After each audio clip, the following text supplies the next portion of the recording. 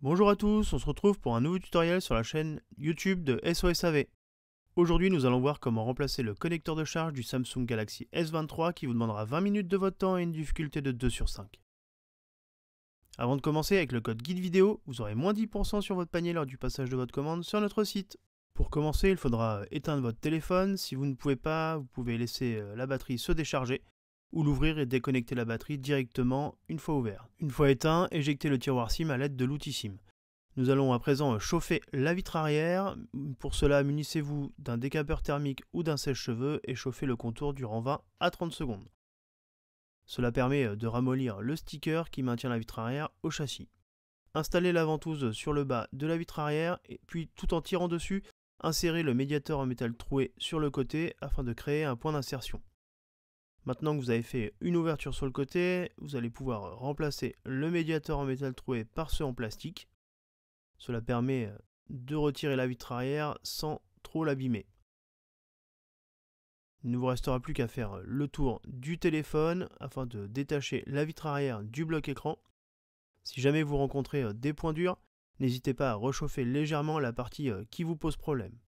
Attention notamment à la partie où se trouvent les lentilles, à ne pas enfoncer le médiateur trop profondément pour ne pas toucher les caméras.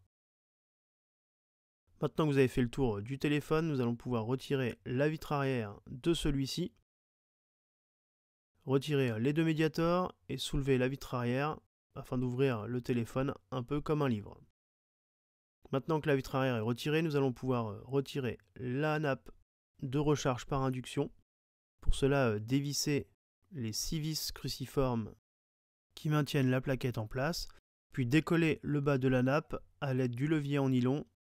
Vous verrez la partie basse de la nappe est collée sur le haut-parleur externe.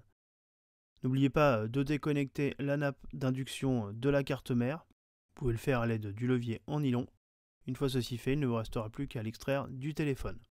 Toujours avec le même levier, déconnectez la nappe de la batterie. Puis passer sur la partie basse. Nous allons dévisser les 7 vis cruciformes qui maintiennent le haut-parleur externe en place dans le téléphone. Et nous allons faire levier à l'aide de la pincette pour l'extraire de la partie basse. Maintenant que celui-ci est retiré, nous avons accès au connecteur de charge. Nous allons pouvoir déconnecter la nappe d'interconnexion ainsi que la nappe de liaison réseau. Dévisser les 3 vis cruciformes qui maintiennent le connecteur de charge en place dans le bloc écran. Une fois les vis retirées, il ne vous restera plus qu'à le sortir à l'aide du levier en nylon. Vous pouvez faire levier sur la partie droite avec la pointe du levier et vous pouvez le retirer complètement du bloc écran. Avant d'installer le nouveau connecteur de charge, n'hésite pas à liker la vidéo, à t'abonner et à activer les notifications pour ne manquer aucune de nos vidéos. En ce qui concerne le nouveau connecteur de charge, nous allons pouvoir l'insérer sur la partie basse du téléphone, revisser les 3 vis cruciformes qui le maintiennent en place dans celui-ci. Une fois les vis remises, nous allons pouvoir reconnecter la nappe d'interconnexion et la nappe de liaison réseau et réinsérer le haut-parleur externe par-dessus le tout. Pour maintenir le haut-parleur externe en place dans le bloc écran, nous pouvons revisser les 7 vis cruciformes qui le maintiennent en place.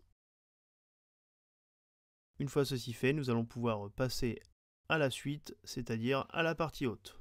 Reconnecter la nappe de la batterie et réinstaller la nappe de recharge par induction par-dessus. Revissez les 6 vis cruciformes qui maintiennent cette partie en place. Munissez-vous de la vitre arrière afin de nettoyer tous les résidus de colle et stickers qui se trouvent dessus. Faites de même pour le châssis du téléphone. Puis appliquez un léger filet de colle sur tout le contour du bloc écran. Une fois la colle appliquée, nous allons pouvoir installer la vitre arrière. Il suffit simplement de la mettre dans le bloc écran, réinsérer le tiroir SIM et laisser votre téléphone sous presse avec des pinces ou sous des livres souples pendant une bonne heure avant de pouvoir utiliser votre téléphone. Une fois que celui-ci est prêt, vous pouvez le rallumer, retirer le film de protection qui se trouve sur l'écran et utiliser pleinement votre téléphone. Le tutoriel est maintenant terminé, retrouvez-nous sur nos différents réseaux sociaux et à bientôt sur la chaîne YouTube de SOSAV.